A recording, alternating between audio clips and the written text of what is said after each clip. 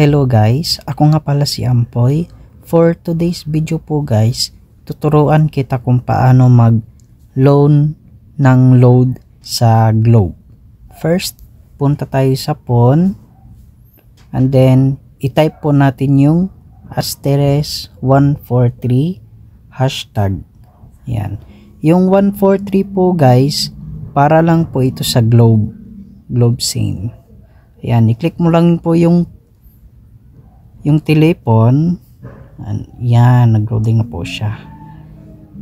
Tapos antayin lang po natin, and then pag ganito na yung lumabas sa inyo guys, piliin mo po yung number 12. Ayan, number 12 sa loans. And then pagtapos po yan guys, piliin mo yung number 1. Tapos ayan, pipili ka po dyan ng loan load kung anong gusto mo, kung anong gusto nyo po. 15, 20, 25, 30, 35, 40, 45, 50. Ayan po yung maximum nila guys, 50 pesos po.